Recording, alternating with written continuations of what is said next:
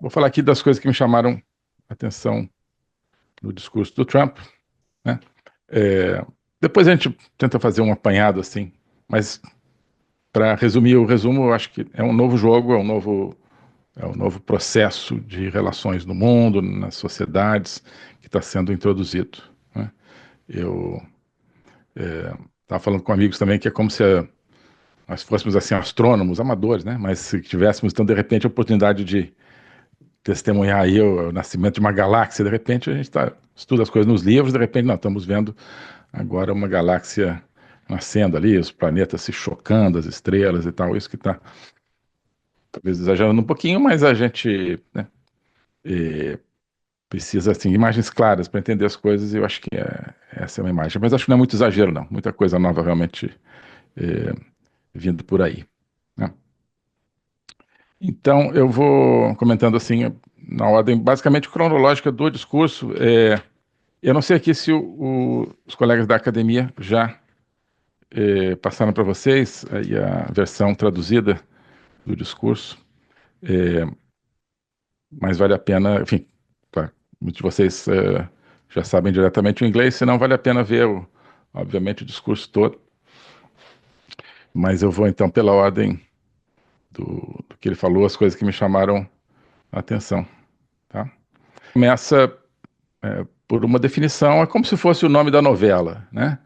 Ele começa dizendo, olha, está começando hoje a Era de Ouro, né, dos Estados Unidos, Golden Age. Então, é como se acho que esse fosse o título que ele pretende dar ao mandato dele. Essa é a capa do livro, né? Essa é a capa. The New Golden Age of America, né? Nova Idade de Ouro dos Estados Unidos. E o que nos leva já para uma dimensão logopolítica. Porque ao falar de Idade de Ouro, nós estamos falando de todos os mitos, desde, né, da Antiguidade Clássica e antes disso, né, são mitos muito antigos, né, em várias civilizações da humanidade, talvez todas, sobre a sucessão de idades, os ciclos de vida histórica, sempre que eu saiba, dentro de uma perspectiva de uma decadência contínua da humanidade ou de determinada civilização e uma subida mais ou menos repentina, né? Eu não conheço nenhum mito que seja assim progressista, no sentido, olha, teve uma idade ruim, depois uma idade um pouco menos ruim, depois uma idade razoável, depois uma idade assim que quebrava o galho, até chegar na idade de ouro. Não, né? Algo no ser humano faz com que a gente expresse a nossa experiência de humanidade, né, de espécie humana, de uma maneira diferente, né? Começando, no máximo, na Idade de Ouro, no paraíso, se você quiser, e decaindo. Bom, a caída do paraíso foi repentina, mas nesses mitos, né, caindo então gradualmente para uma idade de prata, para uma idade, né, de bronze e uma idade de ferro. Ou, né, no Kali Yuga, que nós já falamos aqui, né, também quatro idades, uma de ouro, depois, né, uma razoável, uma ruim e uma péssima. E quase sempre com a ideia de que a idade de ouro vai voltar subitamente, como uma espécie de relâmpago apocalíptico, digamos assim, né? Na própria visão cristã ou bíblica, a gente não vai galgar de volta ao paraíso, né, degrau por degrau, né? Tem um apocalipse, né? Aquela bagunça, e depois, né, a Nova Jerusalém, né, que seria também uma imagem de uma nova idade de ouro, de uma volta ao paraíso, de repente, né? E saindo do fundo das trevas, digamos, para essa nova idade de ouro. Então, decadência, decadência, decadência, e de repente, pá, melhorou. De repente. E o Trump, obviamente, faz referência a isso, né? Conscientemente ou não.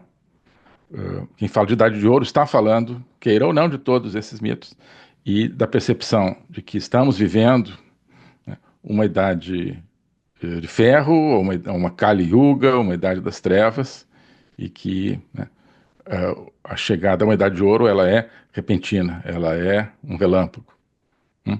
É, ela se dá num momento. Então, veja, ele não está dizendo, nós vamos construir aos poucos, com a ajuda de todos, né, e com muita dedicação, muita prudência e pragmatismo, vamos construir aqui uma idade melhorzinha. Né? Não, assim, pá, está começando a idade de ouro. Então, é uma quebra. Né? É uma quebra no tempo, é uma quebra no tempo histórico, né? E uma quebra no tempo mítico, quando ele diz, começa agora uma nova idade de ouro. Né? É, bem, é, ele, o primeiro conceito que ele coloca é America First, né? Os Estados Unidos primeiro. É, não vamos discutir aqui por que os americanos chamam o seu próprio país de América, né? É, coisa que ofende a muita gente, porque a América é todo o continente e tal. Para eles isso são as Américas, mas, enfim. Inclusive, né, já um parênteses aqui, um dos atos executivos, um dos decretos dele já assinado é mudar o nome do Golfo do México para Golfo da América, Gulf of America. Para os americanos, né, isso significa, né, o que a gente entenderia como Golfo dos Estados Unidos. Né? Os americanos, quando escutam América, para eles é os Estados Unidos. Né? Por sorte ou não, eu acho que para os latino-americanos não vai soar dessa maneira. Né? Vão achar esquisito, já estão achando, claro. Obviamente, quem conhece os Estados Unidos, que acompanha a política, sabe o que está por trás desse nome Gulf of America, mas muitas pessoas dizem, olha só, né? Golfo da América no sentido assim, né, Golfo do continente americano, já que é um negócio que está ali no meio, né, que banha diferentes países das Américas. Né? Mas isso, né, já nos traz aí né, uma indicação desse problema, né, digamos, o que significa América para os americanos, né? E diferentemente para os latino-americanos e para os europeus também. Europeus, em algumas línguas se fala ainda América no sentido de Estados Unidos. Tem um romance interessante do Kafka, né, que se chama América, justamente, e, que é um rapaz, né, europeu lá, centro-europeu, que chega nos Estados Unidos e vai trabalhar num hotel, um negócio meio kafkiano, assim, que você não entende muito bem do que aquilo é símbolo e tal. Mas é um romance interessante. Mas, enfim. Então, América, primeiro Golfo da América. Isso também, quer dizer, já estou adiantando aqui a questão do Golfo da América, mas isso tem a ver com, digamos assim, um elemento dessa visão que o Trump traz, que é o elemento territorial. Ele volta a pensar o tema do território, né? Não apenas, né? Ele volta a pensar o tema da guerra cultural e tudo isso, mas ele volta a pensar também em termos de poder, em termos de território. Né? Isso já ficou claro na intenção de comprar a Groenlândia, que é sério, na intenção de retomar o controle do Canal do Panamá, também é sério. Né? Existe toda aquela questão, o Canadá se tornar Estado americano, aí eu acho que não é a sério no sentido de que não é realmente um propósito. Acho que ele realmente quer comprar a Groenlândia. E realmente quer retomar o canal do Panamá. Canadá, não. Mas, né, mostra que ele está pensando em termos territoriais, de fazer uma América grande também em termos territoriais, de presença territorial. É óbvio que sim, não quer tomar o Canadá, mas ele quer o Canadá mais integrado aos Estados Unidos, do ponto de vista de defesa do território. Já são, em grande parte, através de OTAN e tal, mas ele quer mais, no sentido assim, quase como se eu acho, né, o Canadá tivesse que ter realmente uma defesa, forças armadas, digamos, totalmente integradas com a dos Estados Unidos. E a questão do Golfo da América também vai nesse sentido, né, porque ao mudar o nome, de certa forma, está tomando o Golfo, né, está tomando o Golfo.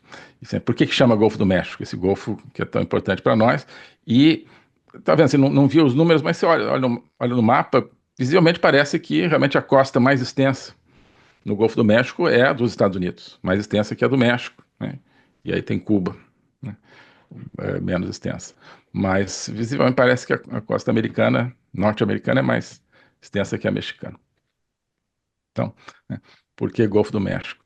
É, ora, né, é um sinal de que ele, né, pensa numa projeção realmente geográfica, territorial dos Estados Unidos. Aliás, num certo momento, eu não sei se foi exatamente nesse, mas ele fala assim, olha, um dos elementos que ele coloca como os elementos dessa recuperação da grandeza dos Estados Unidos é territorial, ele fala, nós vamos crescer territorialmente. As pessoas prestaram muita atenção nisso. Então é porque ele quer realmente território, né? Claro, só com a Groenlândia não é tão grande quanto parece nos mapas, por causa da distorção da projeção, mas é grandinho. É, seria a primeira expansão territorial desde o começo do século XX, quando compraram o Alasca, né? É, e então isso tem uma simbologia também muito profunda, porque um país, uma nação é antes de tudo o seu território, né? Antes de tudo o povo, né? Mas junto com o povo, claro, território, né? Onde é que é essa nação? Onde? No espaço, né? No espaço-tempo. Onde que ela fica? Ah, fica aqui. Então ela vai crescer. Então ele quer que os Estados Unidos cresçam também territorialmente, né? Territorialmente. Bom, uh, bom uh, ele, ele fala logo da questão do fim da politização da justiça, né? Não lembro se ele usa a palavra weaponization, mas basicamente ele foi vítima, né, de perseguição judicial totalmente parcial, totalmente indevida, lá nos Estados Unidos, não por parte da Suprema Corte, né? Esses processos que foram movidos contra o Trump, nenhum chegou até a Suprema Corte. Foram processos movidos, ou os que chegaram, ele ganhou, não me lembro se algum chegou, mas os processos movidos contra ele foram conduzidos ali em instâncias inferiores, por promotores e juízes ligados a Jorge Soros, ligados ao Partido Democrata, de maneira visivelmente parcial, né?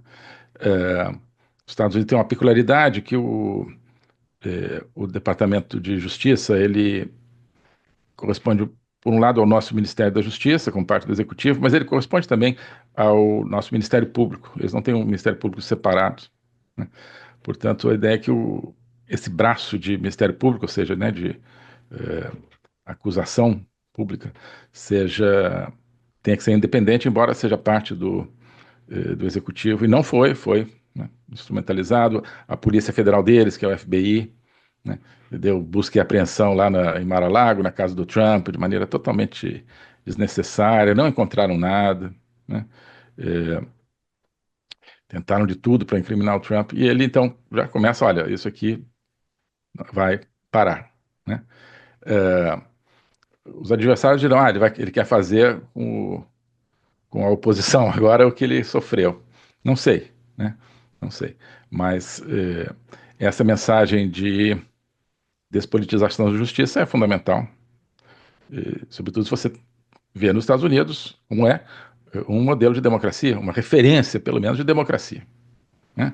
Uh, o papel que, por exemplo, o STF brasileiro assume, né, é um papel derivado do papel da Suprema Corte americana. Quem inventou a ideia de Suprema Corte com poder de derrubar leis, com poder de derrubar até mesmo presidentes, e poder de, né, derrubar, caçar parlamentares, tudo isso.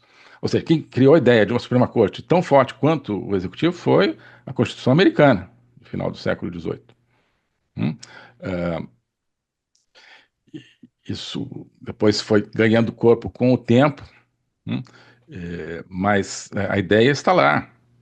Então, todo o constitucionalismo, que basicamente é a ideia de que as Supremas Cortes têm que mandar nos países, uma coisa que anda por aí, deriva do modelo americano, né? Então, o modelo jurídico americano é, sim, fundamental para o Brasil. Então, se esse modelo, né, deixa de perseguir judicialmente os adversários, isso é muito importante para nós, né? Talvez não diretamente, mas como uma referência.